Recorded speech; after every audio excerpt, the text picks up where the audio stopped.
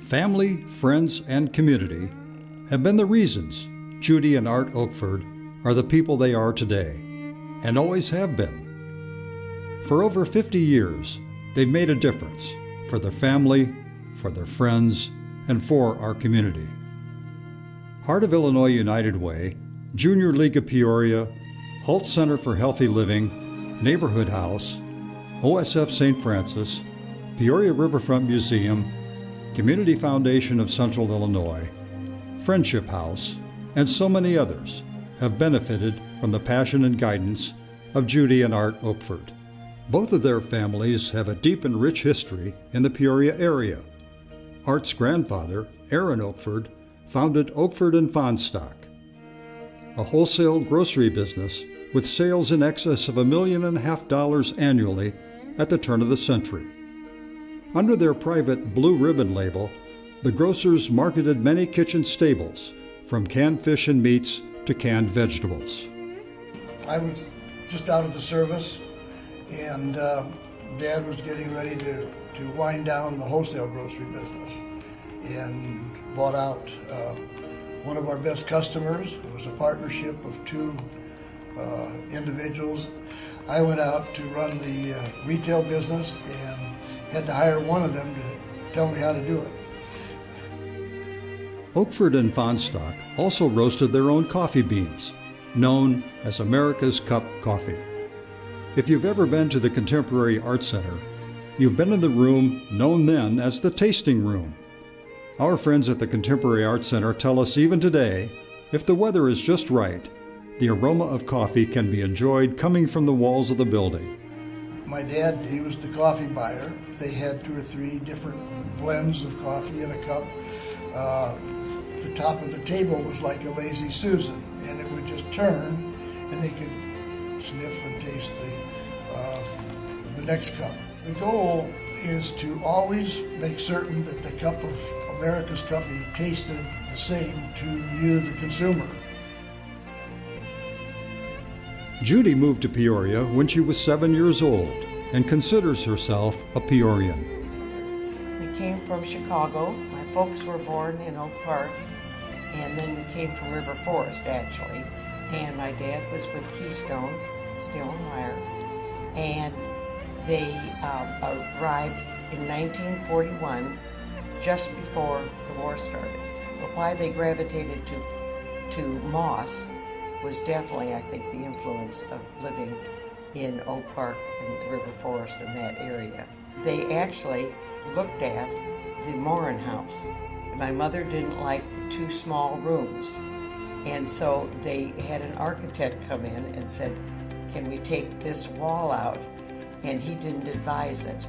So they didn't buy it, and we rented a house down the street from it and then bought it when it came on the market, and lived there for years, and when I was married, and then we lived somewhere else for 9 years, and then we bought the house back for my folks and lived in it ever since. So the girls were really raised there. Well, there's no question it was a wonderful neighborhood, and the friendships and the always looking out for your kids or for others. It just was an extended family, and it sure was the right one for us. I thought our lives were really pretty normal. It wasn't until I was an adult that I realized I was very fortunate to have the parents that I have, and that they had instilled respect. It just encouraged us to have friends, and that family was important. I don't know if you remember, but when you were growing up, you would say, oh, my parents have eyes in the back of their head.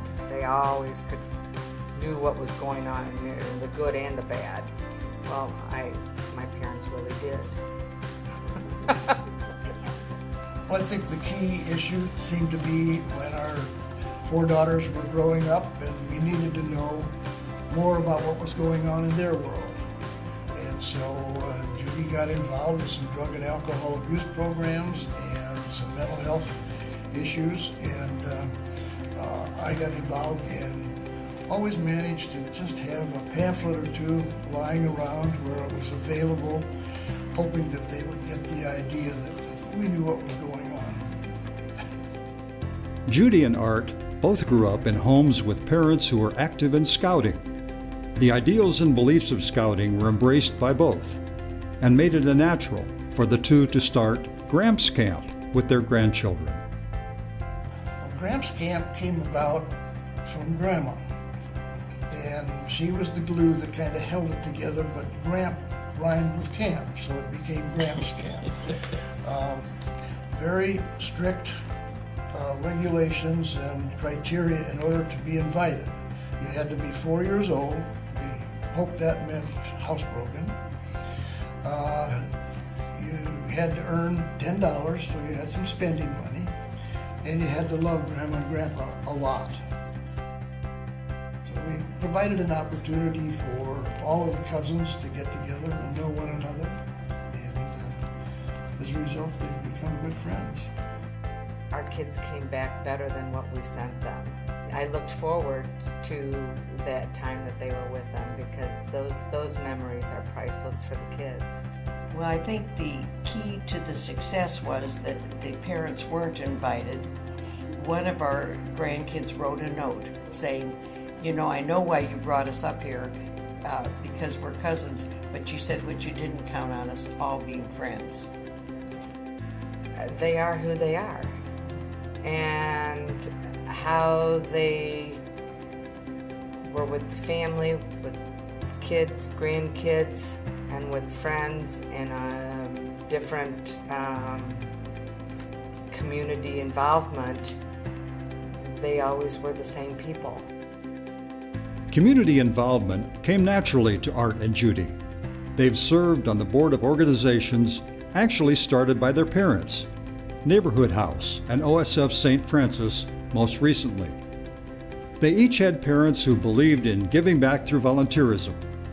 Judy and Art have exemplified their family's values, leaving a legacy of passion and giving back to our community. Well, I think it's a form of tithing in a sense, and sometimes you can't give material, but you can give time.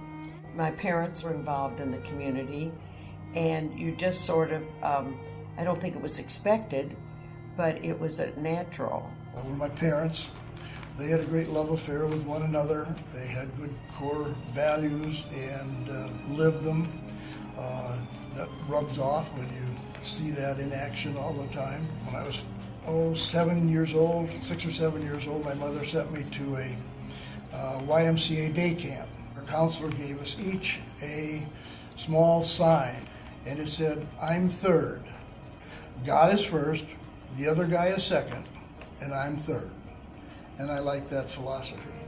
My parents were involved in scouting, and so I became a Boy Scout. And the 12 points of the Scout law were like the 10 Commandments, and I think they were just covered everything that people should be, and those are the things I've tried to live by. I've always felt like you had to be a friend in order to have a friend. Judy likes to write lots of notes, and I think that indicates to all of these people that we did care about them on a birthday or anniversary or death of a parent or whatever it might be. Judy would write a note, and because we'd be thinking about them during those times. Judy and Art's legacy of working for and with others will be felt for generations to come. They've enriched the lives of all of us, and by example, set the stage for decades of giving forward. Whether it's their family, their friends, or our community, Judy and Art have given hope and support to those who need it. They've been the #1 cheerleader for a job well done and championed the cause of many of our community organizations. They are who they are to each and every one of us. So that pretty much sums them up. Cut.